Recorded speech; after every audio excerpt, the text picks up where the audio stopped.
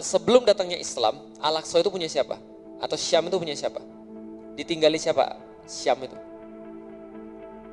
Sebelum adanya Islam,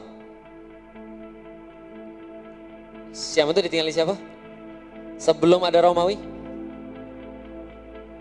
Persia. Sebelum ada Persia, Bani Israel. Ya, jelas ya. Oke.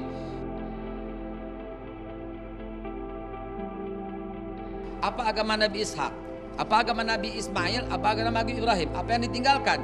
Kelihatan yang ditinggalkan oleh Ibrahim adalah Masjidil Aqsa untuk Nabi Ishak dan Masjidil Haram untuk Nabi Ismail.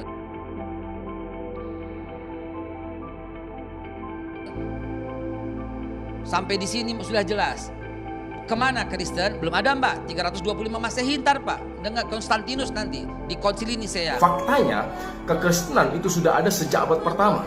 Kitab suci secara khusus dalam Kisah Rasul pasal yang ke-11 ayat 26, dalam 1 Petrus pasal yang ke-4 ayat 16, di sana kata Kristen itu sudah disebut. Kata Kristen itu berasal dari bahasa Yunani Christianos, artinya adalah pengikut Kristus, murid-murid Kristus. Dan ini sudah disebut dalam kitab suci, di mana Kisah Rasul surat Petrus yang pertama itu sudah ditulis sekitar tahun 60-an.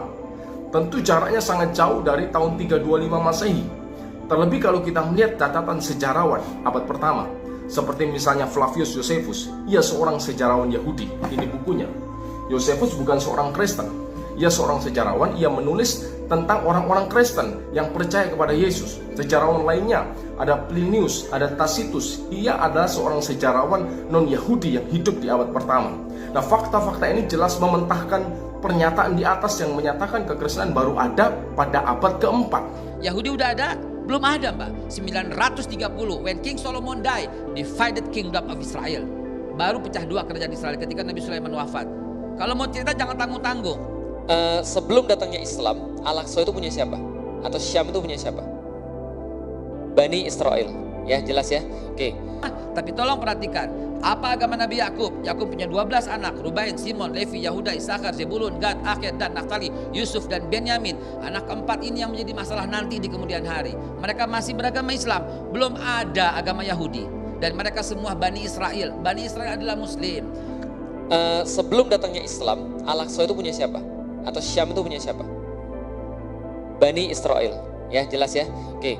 Kemudian ketika Nabi Sulaiman wafat, baru divided kingdom of Israel. Baru pecah dua. Satu Yudea, kemudian satu Israel. Yang Israel masih Islam. Kenapa masih Islam? Karena sampai Nabi Isa alaihissalam masih memegang agama Islam. Sebelum datangnya Islam, Al-Aqsa itu punya siapa? Atau Syam itu punya siapa? Bani Israel. Ya, jelas ya. Oke.